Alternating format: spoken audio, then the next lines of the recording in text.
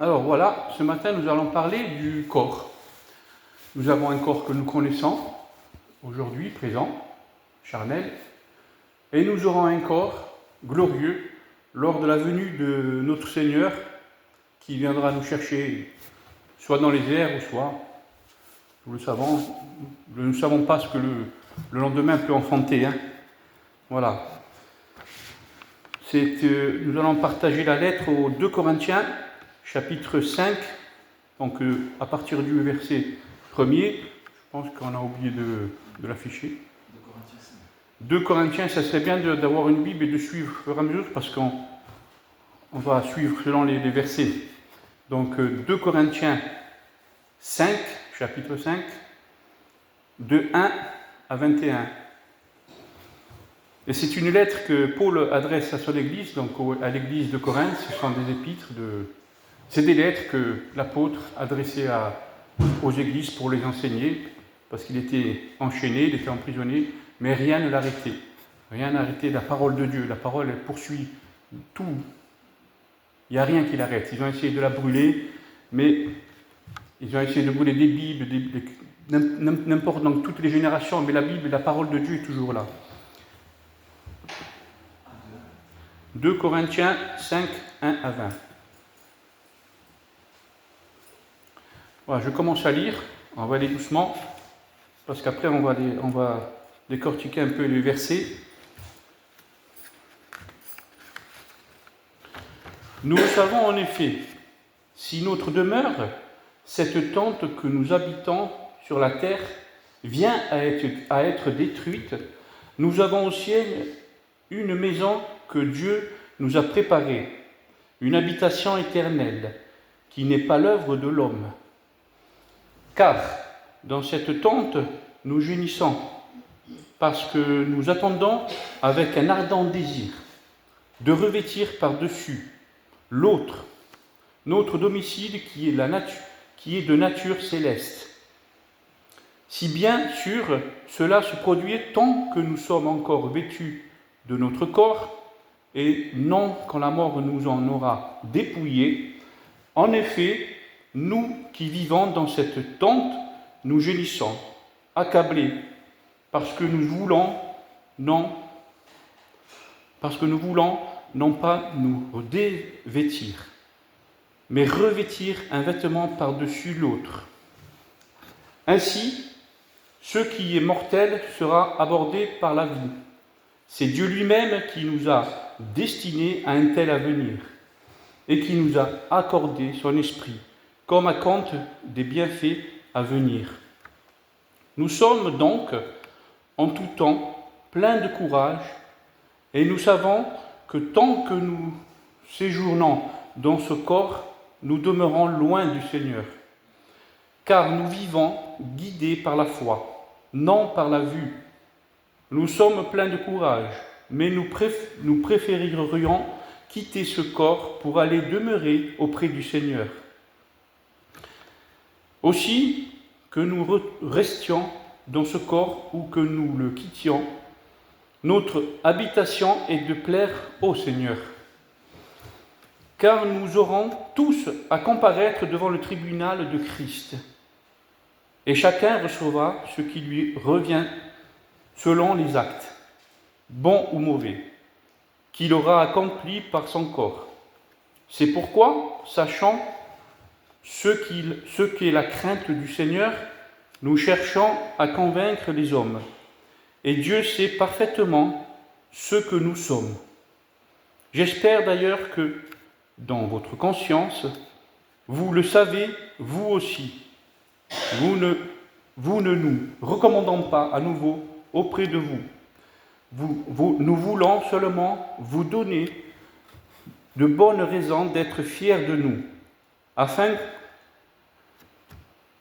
ainsi vous aurez répondre à ceux qui trouvent les raisons de se vanter dans les apparences et non dans leur cœur. Quant à nous, qu'il nous est arrivé de dépasser les mesures, c'est pour Dieu. Si nous montrons de la modération, c'est pour vous.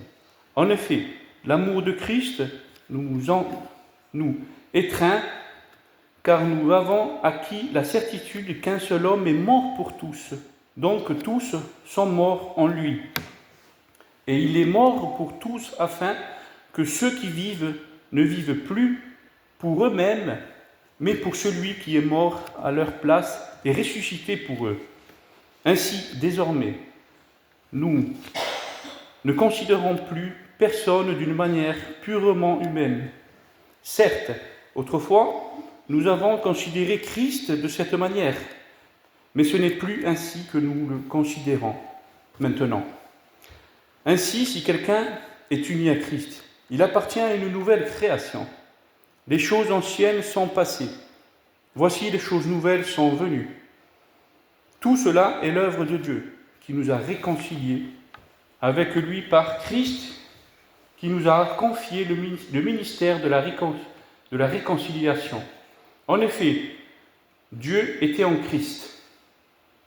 Dieu est en Christ, réconciliant les hommes avec lui-même, sans tenir compte de leurs fautes. Il les a fait de nous les dépositaires du message de la réconciliation. Nous faisons donc fonction d'ambassadeurs au nom de Christ, comme si Dieu adressait par nous cette invitation aux hommes, au nom de Christ. Nous vous en supplions, soyez réconciliés avec Dieu, celui qui était innocent de tout péché. Dieu l'a condamné comme un pécheur à notre place, pour que, dans l'union avec Christ, nous recevions la justice que Dieu accorde. Voilà, fin de la lecture. Donc le verset 1, nous allons suivre.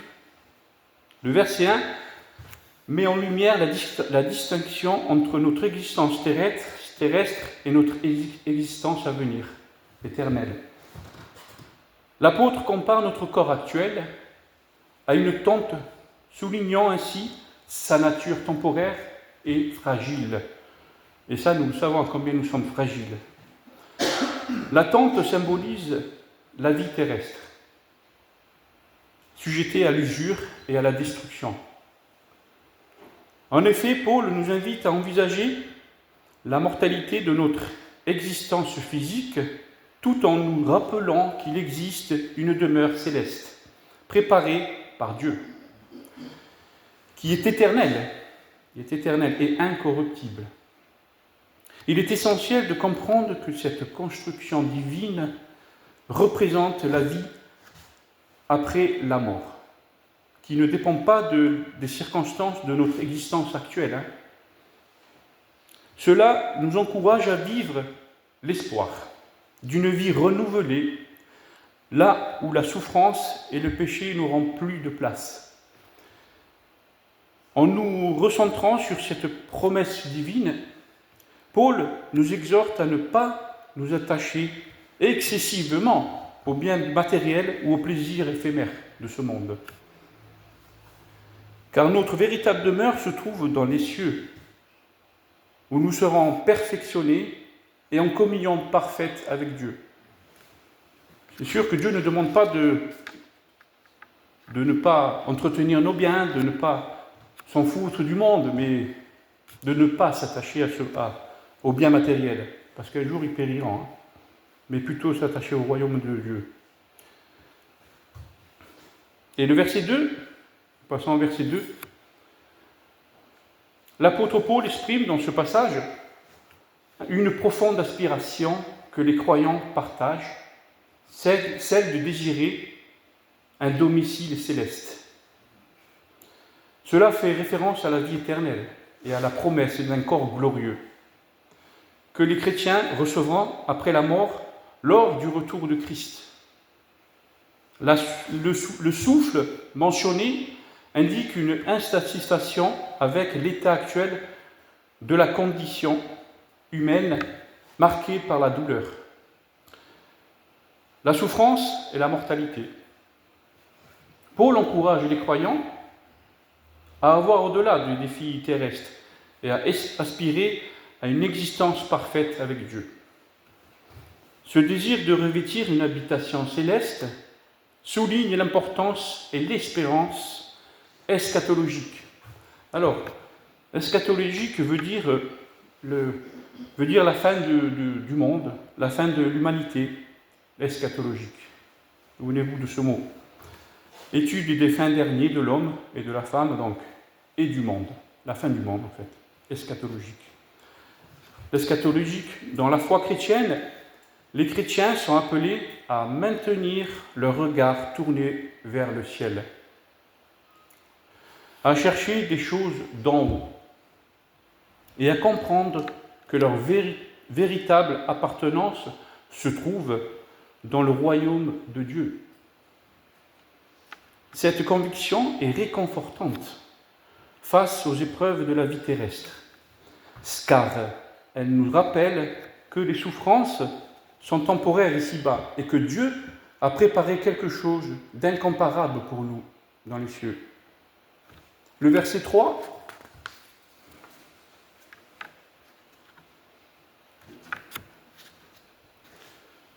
Paul utilise la métaphore dans ce passage du vêtement pour illustrer la transformation qui se produit entre la vie présente et la vie après la mort. Le terme vêtu fait référence au corps glorieux que les croyants recevront en Christ, tandis que trouver nu symbolise l'état d'imperfection ou d'incomplétude sans ce corps glorieux, en fait. Ce passage souligne également notre assurance en ce qui concerne nos destins éternels. Alors que la mort peut susciter la peur et l'incertitude pour beaucoup, Paul rappelle aux Corinthiens qu'il n'y a pas lieu d'avoir peur d'être nus ou dépouillés de nos corps, car ils seront revêtus d'une nouvelle existence éternelle et glorieuse. Cette promesse nous encourage à vivre dans l'espérance et la confiance en la grâce de notre Dieu, sachant que nos vies ne se terminent pas ici-bas, mais se transforment dans une nouvelle réalité avec notre Seigneur. Le verset 4,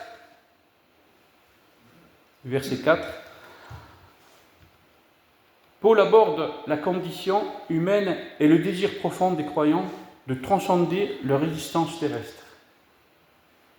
Cette tente fait référence à notre corps physique et fragile et périssable. Les soupirs mentionnés signalent l'angoisse existentielle que nous ressentons en raison de notre mortalité, ainsi qu'un désir ardent de quelque chose de plus éternel, d'éternité. Paul souligne ici l'idée que les croyants aspirent à être revêtus d'un corps céleste, un corps immortel qui ne connaîtra ni la douleur, ni la souffrance et ni la mort. L'utilisation de l'expression que le mortel soit englouti par la vie et invoque la transformation promise à travers la résurrection. Ce contraste entre la mortalité et la vie éternelle met en lumière l'espérance joyeuse que nous avons en Christ, d'attendant avec impatience la plénitude de la vie que nous est promise. Le verset 5 invoque une divine assurance que Dieu nous a donnée à travers l'Esprit Saint. Il manifeste l'idée que Dieu nous a créés, a prévu un but pour notre existence. Cette fin fait référence à notre destin éternel, celui d'être en communion avec lui après cette vie terrestre. Les arrêts de l'esprit sont une garantie de cette promesse, une sorte de premier versement qui témoigne de notre héritage spirituel. Par conséquent, l'Esprit Saint nous réconforte et nous enveloppe d'une certitude, nous préparant à la plénitude de la vie éternelle en Christ. L'apôtre, en écrivant ce passage aux Corinthiens, les encourage à vivre avec l'espoir et la foi, en sachant que leur présence sur la terre n'est que temporaire. La mention des arestes de l'Esprit souligne le rôle actif du Saint-Esprit dans nos vies, agissant comme un gage de notre salut et de notre transformation spirituelle. Cette assurance nous appelle à nous concentrer sur les choses éternelles, plutôt que sur les réalités passagères de la vie terrestre, renforçant ainsi notre engagement envers Dieu. Là, au verset 6, Paul nous rappelle la condition humaine dans laquelle nous vivons en exprimant à la fois l'espoir et la réalité de notre existence. Ici, l'apôtre souligne que tant que nous sommes dans notre corps physique, nous serons éloignés de la plénitude, de la pleine présence du Seigneur. Cette métaphore de l'exil, invoque une tension entre notre vie terrestre et notre aspiration spirituelle vers le royaume de Dieu. Paul, cependant, nous encourage à être courageux malgré cette condition, car il est conscient que notre séjour actuel, temporaire, de l'exil, dans ce contexte, est une période de préparation pour un avenir glorieux avec Dieu. Paul nous exhorte à garder un esprit courageux et une foi ferme, même si nous sentons parfois éloignés de Dieu, en raison de notre situation terrestre. Ce passage souligne l'importance de vivre avec une perspective éternelle, en se rappelant que notre véritable domicile est auprès du Seigneur. Ainsi, l'accent est mis sur la nécessité de rester vigilant, de chercher à vivre en conformité avec la volonté de Dieu, en attendant le moment où nous serons réunis avec lui dans le royaume de Dieu. Le verset 7 nous rappelle l'importance de la foi dans la vie chrétienne.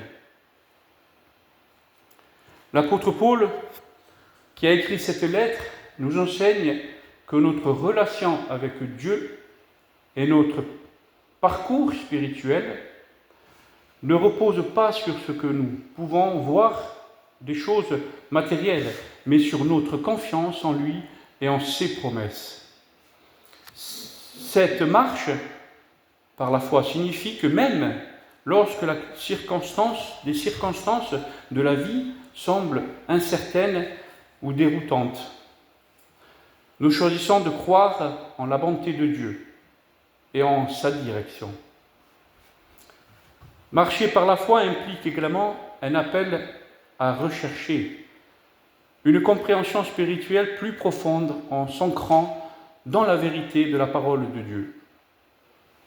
Cela nous incite à adopter une perspective éternelle plutôt que éphémère, sachant que la réalité spirituelle dépasse souvent ce qui est visible.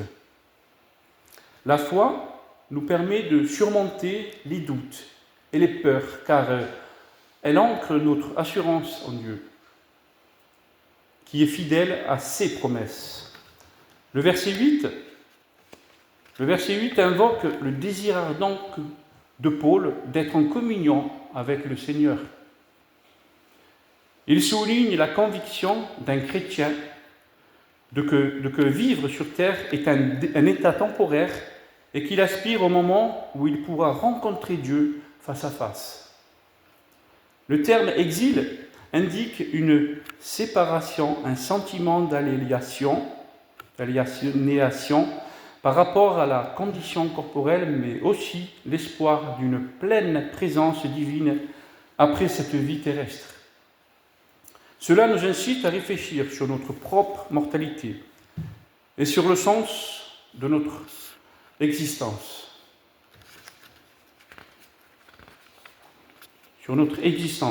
Paul, ici, une grande assurance et une confiance profonde en la promesse de Dieu d'une vie éternelle.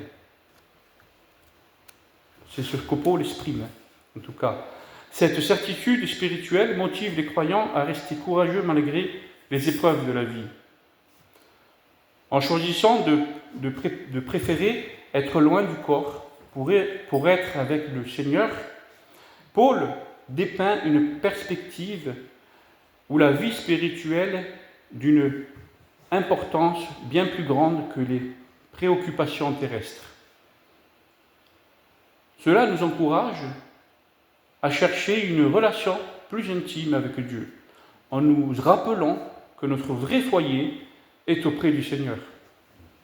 Recherchons les choses d'en haut, pas les choses d'en bas. Le verset 9, il exprime le désir profond de l'apôtre,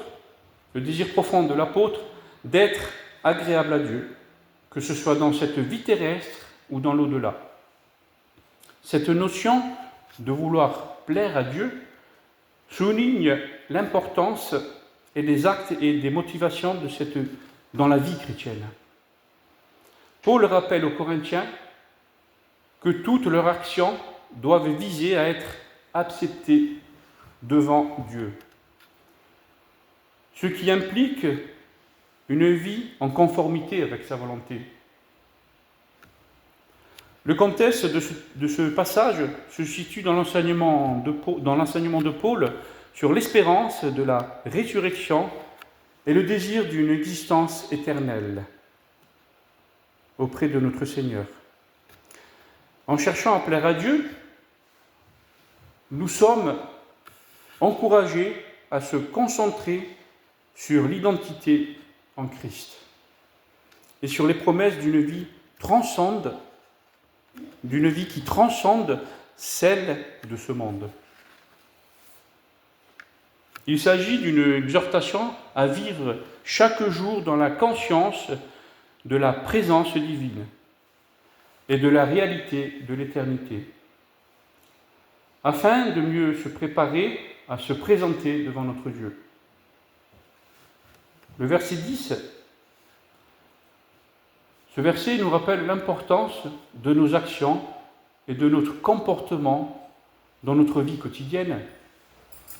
Il souligne que chaque individu devra un jour se présenter devant le tribunal de Christ, où nos actes seront jugés.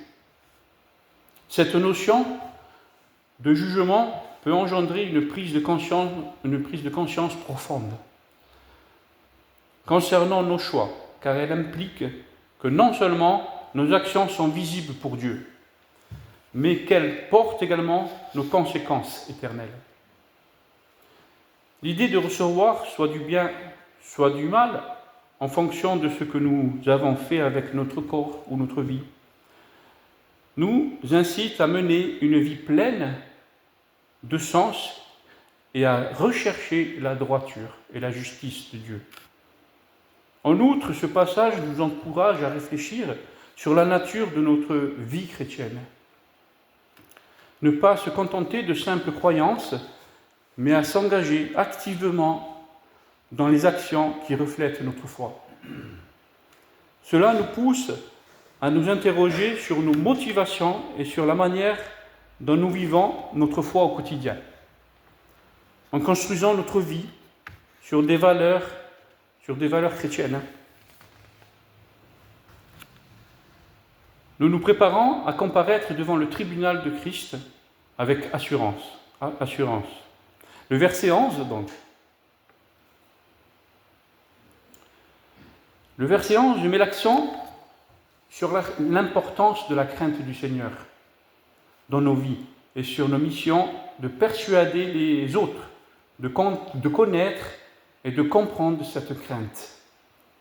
La crainte du Seigneur ne se réfère pas à une peur paralysante, mais plutôt à un respect profond et une admiration pour la grandeur de notre Seigneur. Cette attitude conduit à un désir ardent de partager la vérité de l'Évangile avec les autres, car les croyants sont conscients des conséquences éternelles qui attendent ceux qui ne connaissent pas le Seigneur. Il y a un châtiment éternel. En outre, Paul souligne sa transparence et son intégrité en disant qu'il se tient en pleine lumière devant Dieu. Cela signifie qu'il n'y a rien à cacher et qu'il agit avec un cœur pur et sincère. Et il aspire également à être perçu de la même manière par les Corinthiens, ceux qui indiquent qu'une communication honnête est cruciale dans le partage de la foi. En cherchant à convaincre les autres, il met en avant la responsabilité que chaque croyant a d'être un témoin fidèle de Christ. Oui, pour finir, donc je vais terminer. Notre Seigneur nous a préparé une place où il n'y aura plus de lutte contre le péché, et où il n'y aura plus de douleur, plus de deuil.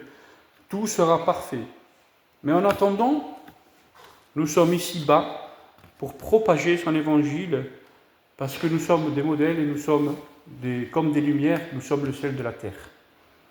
Nous devons être des modèles, donc, pour les autres, car notre Dieu, le désir de notre Dieu, c'est que tout le monde soit sauvé. Il veut que tous les hommes soient sauvés et parviennent à la connaissance de la vérité. C'est son désir. Dans 1 Thessaloniciens 5, au chapitre 7, 11, il est écrit